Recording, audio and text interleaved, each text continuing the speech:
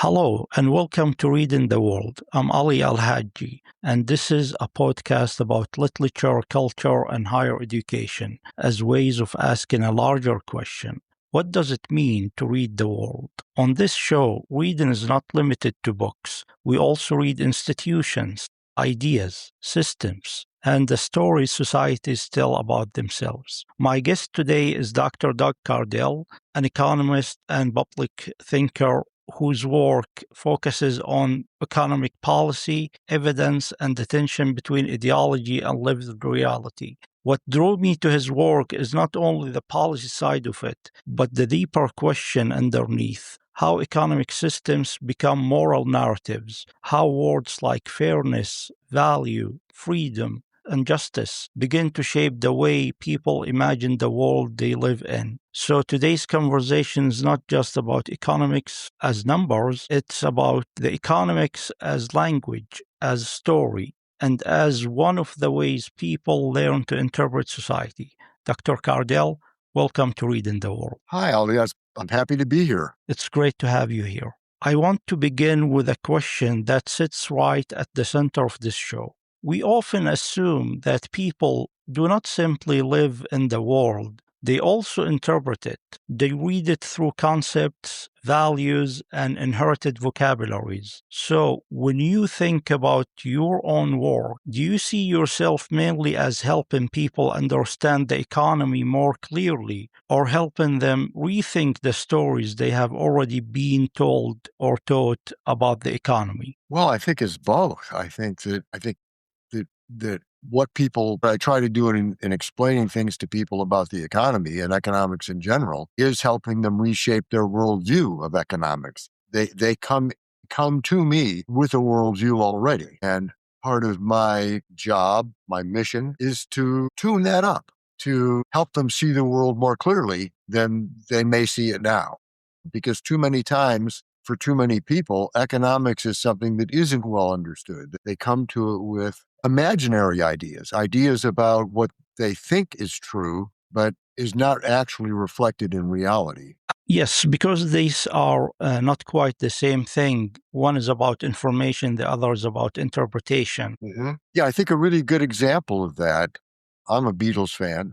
John Lennon's terrific, but he's not an economist. And he wrote a song called Imagine. And in that song, he basically lays out his idea of a socialist utopia. And that's a really good example of somebody coming in with a worldview that doesn't match reality. He's describing a system that could never exist. And that's fine. People are allowed to have utopian dreams, but expecting them to actually work in the real world isn't going to happen. I see. Okay, can you elaborate a little bit on that? Tell us what this imaginary system is supposed to look like and what are the kind of difficulties of implementing such a system, imaginary or imagined system, into the real world.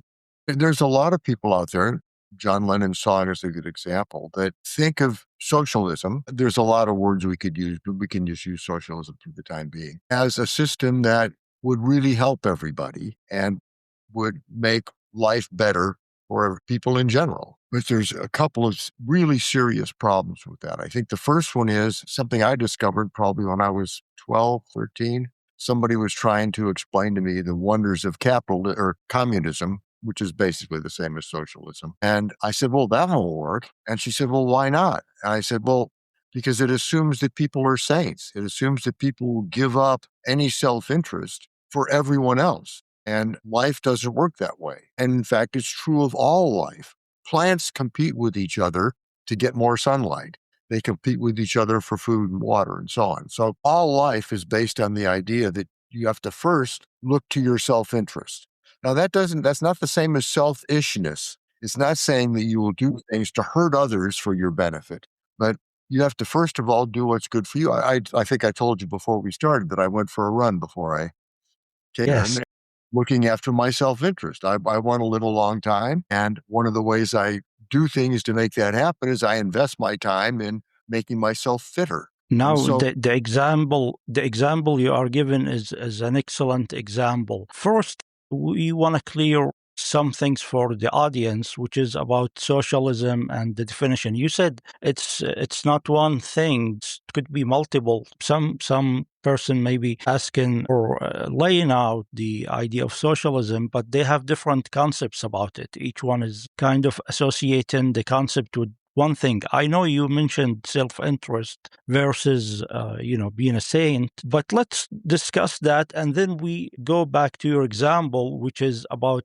preserving your health and your life and longevity, and kind of take us from there to, because I don't see a competition with anybody else there, preserving your health and trying to live a long life. This is what you are doing to Sure. yourself, but it's not hurting others, or there's no sort of competition with another person if you go to unless you want to make it a competition. But I think the example you gave is kind of, it's not far away from being a saint who's trying to kind of preserve his life, so Well, yeah, his health and well-being, looking after himself, basically. yeah, and that's really what capitalism is. Capitalism is the idea of I will invest today for a better world tomorrow. And that's exactly what I do when I run or when I lift weights is I'm investing my time today in hopes that give me a better life in the future. And the same thing is true when I invest money. I'm investing money now in hopes that it'll give me more money later. It's not a greedy Okay. thing, it's not a selfish thing. And in fact, when we invest, we need to take that word seriously. We are investing. We're putting part of ourselves, part of our money, part of our time, part of our resources into something that we hope will make ourselves better, but also will help make the world better. Because when I invest money, I'm giving money to companies that are going to use that to make products for everybody. And this is a thing that a lot of people really don't get. They think of capitalism as being something that is too competitive, maybe to Okay. alluded to. But I would say that isn't the case. Capitalism has a competitive aspect. In capitalism, we compete to cooperate. We compete to make the world better for other people. So, like right now, you and I are competing with other podcasts. There's other podcasts out there, and we're competing with them. But why are we doing that? We're competing with them because we want to bring value to people. When I got up this morning, I didn't think of myself as going to work. I didn't go, oh, darn, I've got to go do this podcast. I thought I got up excited going, this is going to be great. We're going to get to create value for all these listeners. And that's what capitalism is really all about. It's about creating value for others. And I think the most important message I have for other people is find your bliss, find what you love doing, then find a way to develop the talents around that. So what you end up with is something you love, something you're really good at, and then use that to create value for other people. If you do that, you're going to be happier and you're going to make money doing it. I may make some money off my book today. You may get some additional sponsors for your podcast.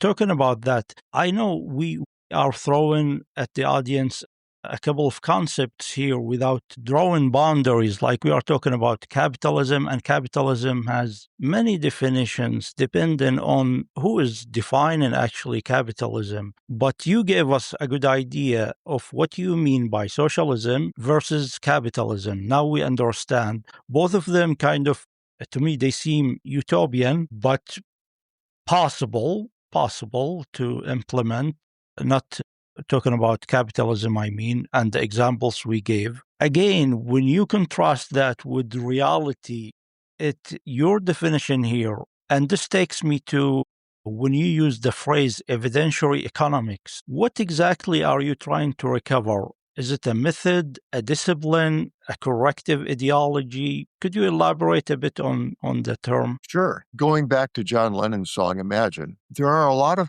even economists that start with with an ideology, a belief in something, and then look for ways to argue in favor of that. In evidentiary economics, what we do is we look at where the evidence takes us. And if the evidence showed that socialism was a better thing, I'd probably be for it. But in fact, in my own research, I did a 30-year study on the personal consumption expenditures, which is it's a good measure of how to predict what the economy is going to do. And I looked at what the Federal Reserve predicted every year for 30 years. And then I looked at what happened. They were right 46% of the time. They literally could have done better flipping a coin. Now, why is that? Are the people at the Fed incompetent? No, not at all. The people at the Fed are smart people. And I couldn't do any better. Nobody could, because the economy is what's called a chaotic system. It's like the weather. You can't predict the economy because it's impossible. Think about what it would take to do that. Right now, there's 9 billion people on Earth. If I wanted to predict how many cars to build next year, I would have to be able to read the minds of all those 9 billion people and figure out what they're going to do with their money next year. Now, that issue is becoming easier and easier with technology and AI advancements in AI. I mean, reading people's minds and intentions. It's becoming well, more, we can closer than we. Yes, look closer. But the fact is, I don't even know what my wife is going to do next week, let alone next year. And I certainly have no idea what you're planning for economically next year. And all the AI in the world is not going to get me there. Why not? Well, first of all, you're likely to change your mind. The things that exactly. I wanted a Yeah, year ago are not the same things I want today. And that's I true. think it's true for all 9 billion of us. And so, in order to plan an economy, and that's what socialism is about, it's about in Yes, socialism, they would hire somebody like me and say, okay, Dr. Doug, you plan the economy. You tell us how many of this to build, how many of that to build, how many of this to make, how many people we need working in this industry. I can't do that because I can't read the minds of 9 billion people. So, and that's why the Fed was wrong in their predictions. It wasn't that they were incompetent. It's just that yeah, they it's not were. intentional also.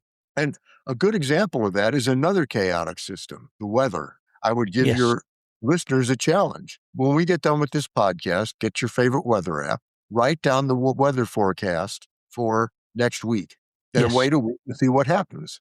I can pretty much guarantee it's not going to be 100% accurate. I'm here in yes, Arizona right now. It's supposed to get to 105 today. Right now it's 81, and I don't think we're going to get to 105 yeah. You don't want for that. and a guy named Lorenz back in 1972 was able to prove absolutely conclusively that the weather would never be accurately predictable more than 2 weeks out because it's a I chaotic. see. Yes. One thing I find especially interesting is that ordinary people rarely experience economic systems as abstract theory. So most people encounter them as stories. Stories about hard work, stories about fairness, stories about who deserves what, is about society, opportunity, exploitation, or reward. So, do you think people believe in economic systems because of evidence or because of those systems offer a compelling moral story? I think it's mostly because of stories. And I think a lot of the time, the stories themselves are not based on evidence. I think one of the reasons that capitalism has detractors is they confuse government itself with capitalism. And for example, not long ago, I was having a discussion with somebody and they said capitalism was responsible for slavery. I said, well, that's pretty silly. Why do you say that? They said, well, they were buying and selling people. And I said, well, that's not a function of capitalism. Capitalism doesn't decide what to buy and sell. If something is legal to buy and sell, people will do it. That's just a fact of life. The problem with slavery was that it was the government's job to prevent people from buying and selling people. And so we have to look at the difference between the government intervening in the economy, which is basically socialism, and the government setting guardrails for the economy. That is, deciding what things can happen, making sure there's a level playing field, making sure that there aren't monopolies, making sure that, that greedy people don't get to exploit the system, making sure that we don't buy and sell things we shouldn't buy and sell. That's a failure of government, not a failure of economics. And so capitalism comes down to a simple thing, a really simple thing. And I'll paraphrase the Beatles again with this one. Okay. And in the end, the value you take should be equal to the value you make. That's what capitalism is really about, is you and I right now creating value for your listeners. And as we do that, I may make some money on a book because I'm creating value for somebody else. And so I may take some value from the system as a result of that. That's not an evil thing. It's not a bad thing. In fact, it's the ultimate in fairness. You could look at it as economic karma. We get out of it what we put into it. And the other thing that people don't understand about economics is when we talk about that value, the only value that exists is in the mind of the consumer. Nothing has intrinsic value. Gold has no intrinsic value at all. And I can prove that. People talk about if an asteroid like Psyche were to explode over the United States or over the world, it would make all of us billionaires because it had so much gold in it. Well, that's just silly. Now let's imagine what would really happen.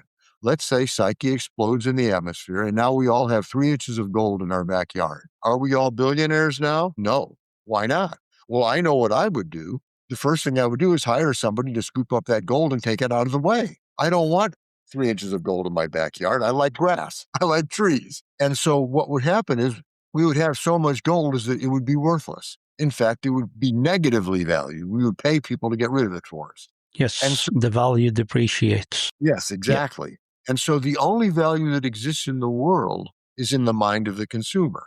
And so I'm also a musician.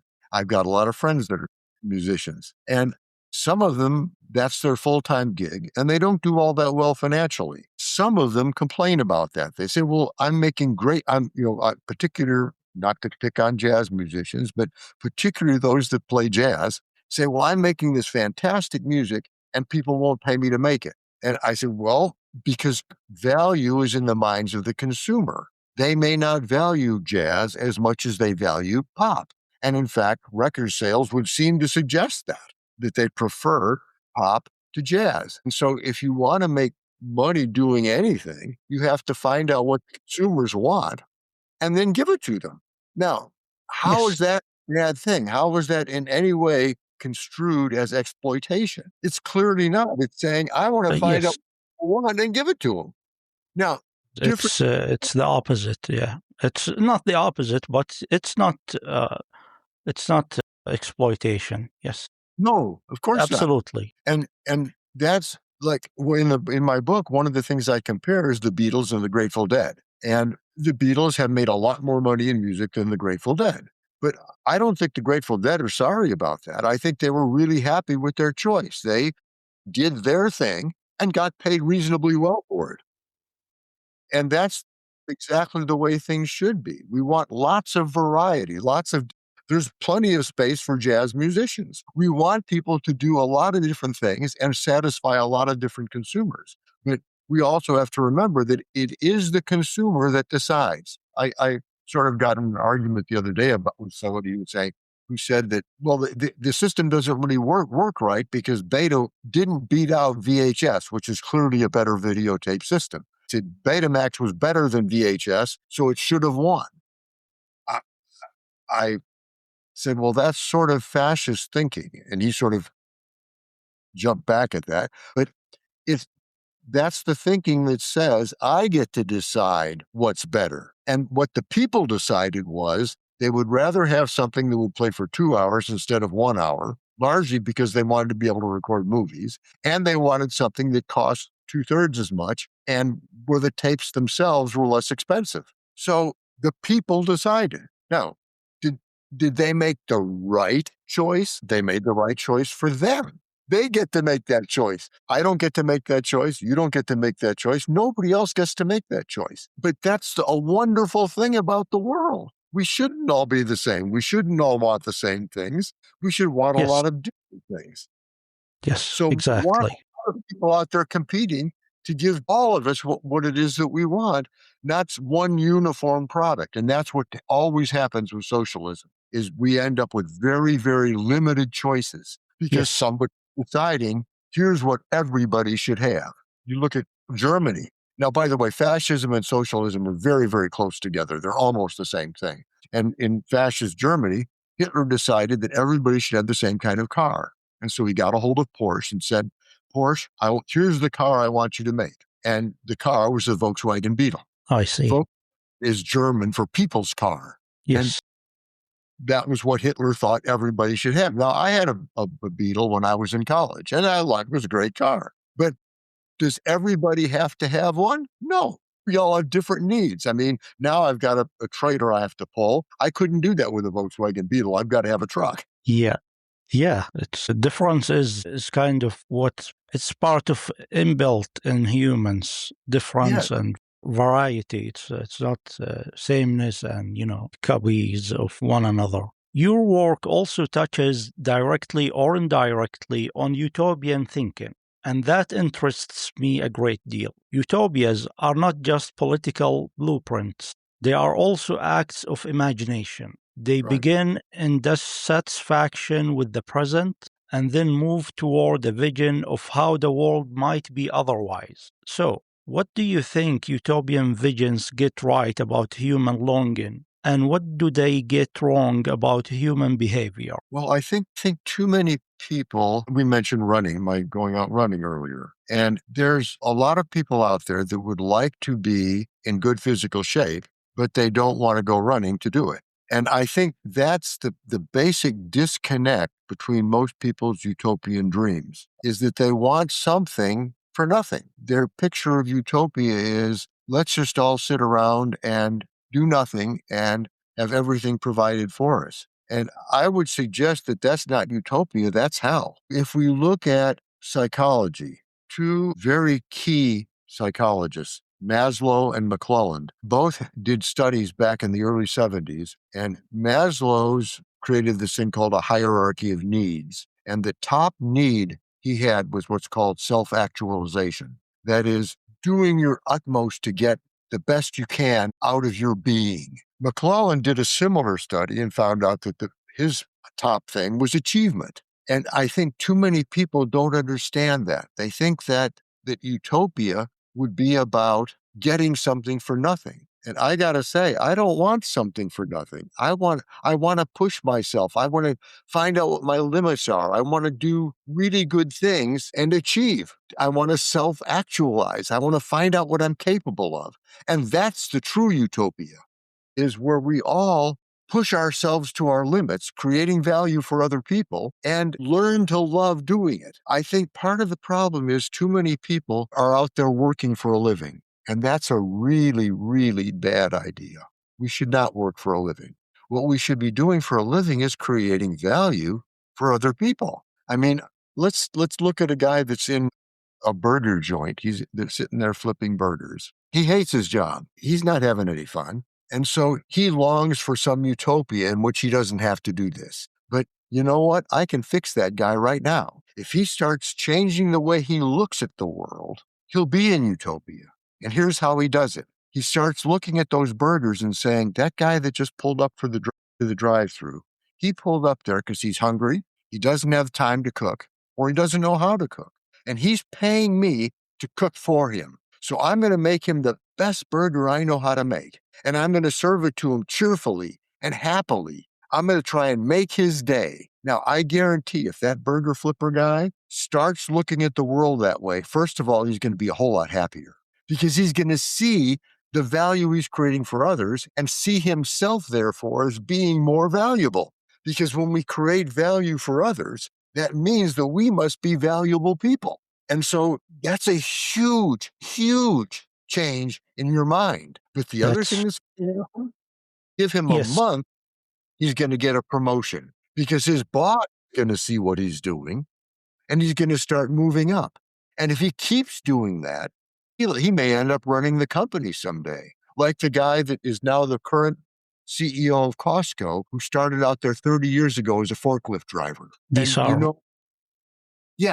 are very, very great examples, and I think very beneficial also for the listeners too. I want to slow down for a moment around language, because this show cares a great deal about words and how they travel. In public life, certain words carry enormous emotional force: value, fairness, freedom, equality, justice. They sound self-evident, but in practice, people mean very different things by them. Which economic word do you think is most misunderstood in public life today? I would say probably equality. I think we really get that wrong. First of all, people aren't equal, and we don't want people to be equal. That sounds like a horrible thing to say, but we want diversity. If everybody is equal, that means everybody is the same. We have a stagnant world. And one of the examples I use in my book is I take 12 famous people and I say, well, what if we swap their roles? Okay. Would Julia Roberts make a good commander for D-Day? Would Pablo Picasso be a person you would want to listen to sing a hit record? Would Maya Angelou be the person you want to hear playing lead guitar on that same record? And of course not. We want lots of people with lots of different talents. And like I said about my jazz musician friends earlier, they are in every way equal to me as a person. Of course, we take that for granted. They may not make as much money because they're using their equality to do something they love their way. And so they may not make as much money from that as somebody else. So what? Here's the way it works. We tend to think too much in terms of money. Let's say you and I go to a restaurant, and I have no idea what your culinary tastes are, so I'm going to make it up. Let's say That's fine. let's say you really love salad and I really love bread. Okay. So when our starting meals come, you get a bunch of salad and I get we each get the same amount.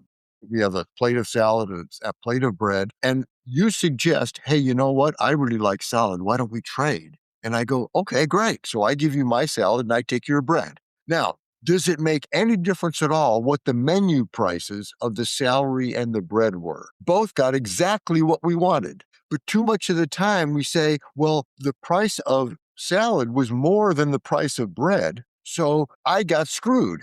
Well, that's stupid. I got what I wanted. And that's the whole problem with talking about equality. Of course, we should all be equal in the eyes of the law. We should all be. What if someone brought in equity and would you consider equity as having the same problems as equality, or would we bring in another set of difficulties with the term? Well, usually equity is used to talk about outcomes rather than inputs. Equality could go either way. I see. And again, we should be equal in the eyes of the law. We should be equal in the eyes of society. I'm not better than anybody else as a person. I'm a better writer than some people because that's what I do. So I have ways in which I'm equal to other people, but I also have ways in which I'm unequal. Now, as far as equity, yeah, it becomes really important how we measure stuff. And we can't measure outputs. The Beatles and the Grateful Dead didn't have the same amount of output in terms of making money. Does that mean that the Beatles were inherently better than the Grateful Dead? No. It just means more people liked the Beatles than liked the Grateful Dead. Cool. But it didn't mean that the Beatles were better people or even better musicians. It just meant they were more popular. And that's what we need to understand, is that if somebody makes more money than somebody else, why is that a bad thing? They're just pleasing more people. They're making more people happy. Okay, great. And so, but too much of the time we say, well, so and so is making more money than somebody else, so there must be some exploitation going on here. And that's false. Back, if I can digress a minute, I can make that a little clearer. Back in 1500, the year 1500, the world was a very different place. Back then, the amount of stuff in the world was fixed. No new stuff was being created and hadn't been for 1500 years, or probably even longer than that. In other words, if you look at the amount of stuff per person, it hadn't changed for at least 1500 years. The same amount of stuff per person existed in the world. Now, back then, what that meant was, if I want more, I've got to take it from somebody else because there isn't any more stuff. So back then, the legend of Robin Hood made a lot of sense. The rich really were the bad guys. They got that way by taking stuff from other people. But that's not the world today. Since the advent of capitalism, what's happened is the people that today make money by making better stuff for everybody else. So what do I mean by that? Well, let's look at this. Right now, you and I are talking on the internet. I'm on a PC. I don't know what kind of a machine you're on, but But we couldn't be doing this if it weren't for Bill Gates. He created a system that improved the entire world. So he didn't get rich by taking from other people. He got rich by giving to other people. Now, I'm also talking to you on Starlink. I couldn't be doing this without Elon Musk. He got rich by giving us stuff, not taking away stuff. He hasn't taken anything from me at all. We look at Jeff Bezos. Here's a place where I actually did a numeric economic comparison. Jeff Bezos, in creating Amazon, has made every person in the United States $2,000 to $3,000 a year richer. So let me see if I've got this straight. I should blame Jeff Bezos for being rich because he gave me $2,000 or $3,000 of free money every year. What kind of sense does that make? It makes no sense at all. Because now capitalism, since its invention, has lifted more people out of poverty than any system that's ever been imagined. There was no mechanism for doing that. And it started out slowly in about 1500. By 1800, it was going pretty good. And ever since then, the world has changed dramatically. And in fact, if you look at the 10 richest people in the world right now, it happens that all of them are Americans, and none of them got there by inherited wealth. None of them got there undeservedly. Every single one of them is there because they created value for other people and did so in a big, big way. And so what we should do is not demonize Gates or Bezos or Musk, but emulate them and say, I'm going to find my niche like they found their niche, and I'm going to develop my talents the way they developed their talents, and then I'm going to use that to create value for other people the way they did. And if we are all out there doing our best to create value for others, we're going to create a better world. I mean, who could possibly argue with the idea that I get to do what I love, I get to use my talents to do it, I'm going to create value for other people while I'm doing it, and I may make money off the deal? How could that possibly be construed as being a bad thing? That's true. Logically, it wouldn't be considered a bad thing. A major concern of reading the world is the role of education, especially higher education, in shaping how people think. So, where do people usually acquire their economic worldview? In school, in family life, in media, in politics, in lived experience? Well, I think it's all of you. I was going to follow up with that. Do universities, for example, help students think more rigorously about the economic life or systems? Well, it might. I think right now, a lot of the education system at all levels is dominated more than I would like to see it be by people that think socialism is a good thing. The people in general, right now, educational freedom does not exist in the United States. The system is dominated by one kind of thinking. And the good news is, I don't think it has as much effect as they hope it does. I think that part of the reason it doesn't is that people do look at the rest of the world. They say, well, here's what I'm taught in school, but then I notice that that's not the way the world actually works. And so, but on the other hand, I think that it can create problems. That's one of the reasons I wrote my book, is that I'm concerned that we may end up slipping into socialism accidentally. People thinking that it's one thing when it's really something else. Socialism is a system in which the government owns the means of production. That is, there are no companies. There are only elements of government that do all the making of stuff. There is no private property. The government owns all property. That's what socialism is. And socialism is actually, it's never worked. It's been tried many, many times, and it's failed every single time. Sometimes it takes a while. It took, maybe 70 years in Russia. China is actually starting to slip out of socialism now. They call it communism, but it's basically socialism, and become a little more fascist, actually. They are controlling the economy without actually owning the means of production. Why are they doing that? Because they found out socialism doesn't work. The only country right now in the world that's completely socialist is North Korea. Now, I would ask anybody out there that's leaning toward socialism, are you really suggesting that you want the United States to become a country like North Korea, where people are living on $2 a day and some of them are literally selling their children to other people to make ends meet. We're talking about a system that is so horrific. It's very, very hard for us in the West to even picture what it would be like. I want to educate people so that they understand that that's where, if socialism is what you want, that's where we're headed. That's a great point, which brings me to the next segment of the argument, which is about your work. Your work emphasizes evidence, but evidence alone rarely settles public argument. People can look at the same facts and come out people can look at the same facts and come away with very different conclusions. Why is ideology so resilient even when the evidence seems to challenge it, as we have been discussing all along in this episode? Well, the first thing is an artifact called confirmation bias. That is Okay, that tend to tend to listen to an argument and hear it in terms of what they already believe. I So see. they hear the parts that reinforce what they believe and don't hear the parts that go against what they already believe. And it's a well-known psychological thing called confirmation bias, where your bias is to confirm what you already believe rather than to challenge it.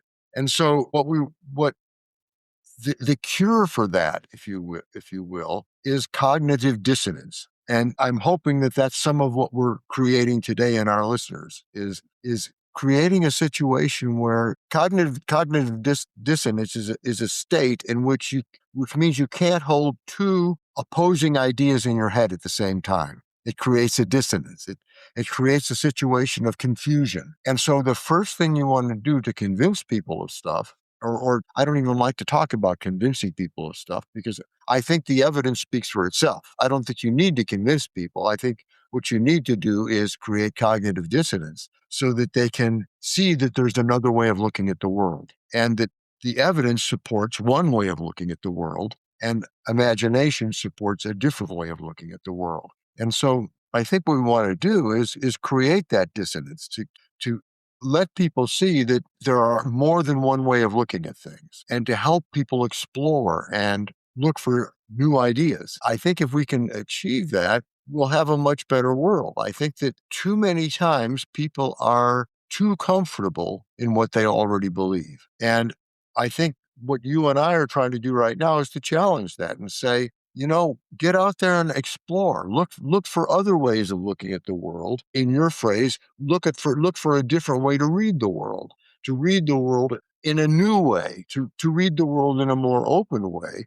Because I think too much of the time people are reading the world only through the lens that they've already created. So it's like they're reading the same book over and over again, or a similar set of books over and over again, and never really getting outside of that. And so if we truly want to read the world, we have to be able to read it in its bigness. We have to be able to look in every corner. We have to be able to read all of the world, not just our little corner of it. And I think that's what you're trying to achieve here. And that's certainly the way I see things. I think that what we want is people to see things, to see the truly big picture, not just the little Yes, part that they see every day.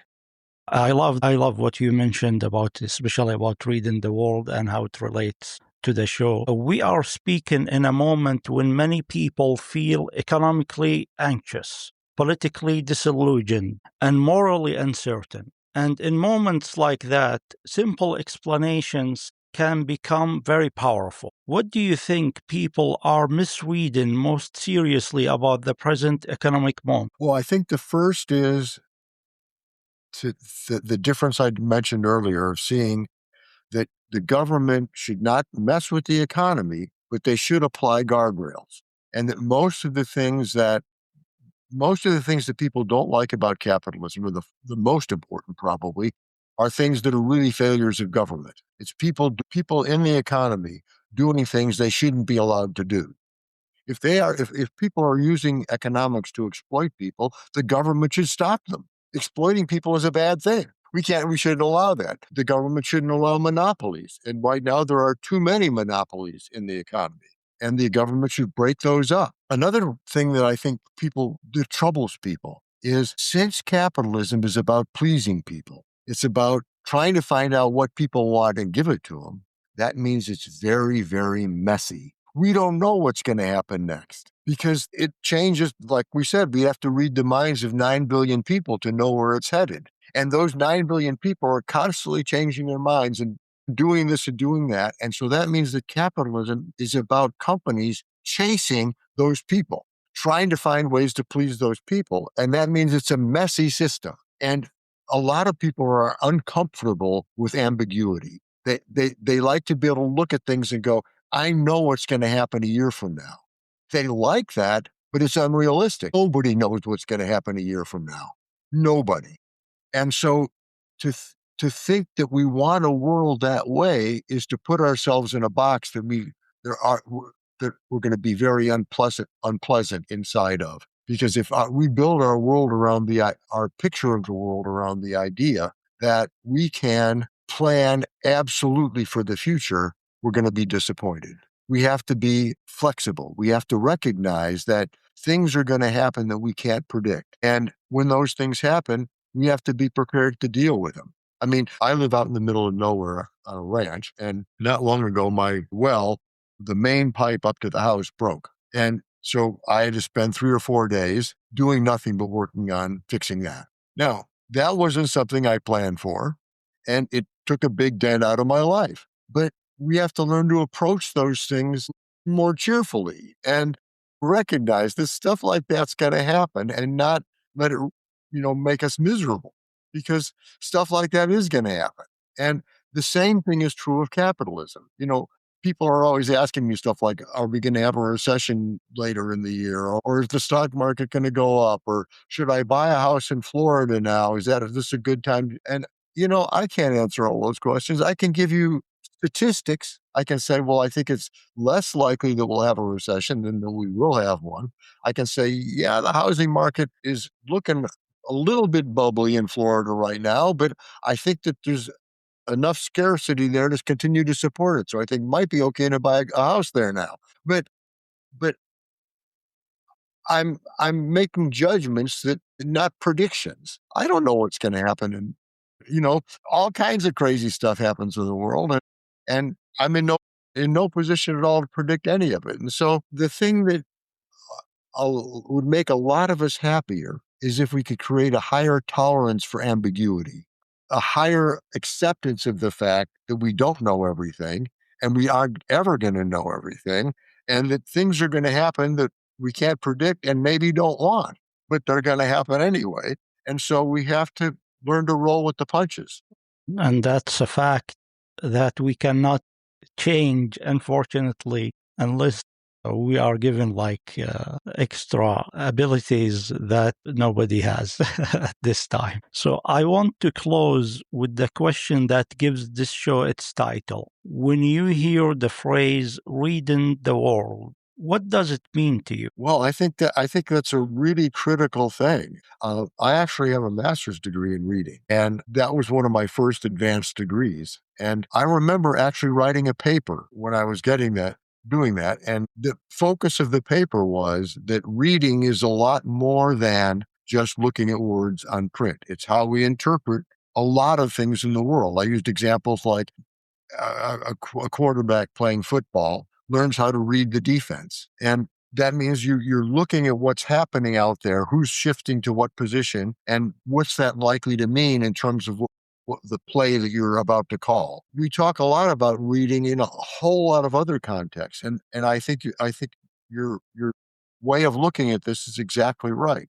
We read the world. What it means to read the world, or to read anything, is to take meaning from what we see, to take meaning from what we acquire with our senses. And taking that meaning is the most important thing in life. I mean, that's the only real meaning that there is we look at the world and say, what sense can I make out of all this? How can I make meaning from what I see around me? And to me, that's what it means to read the world. Everything we do is reading. We're making meaning out of stuff. And yeah, I agree with you 100%.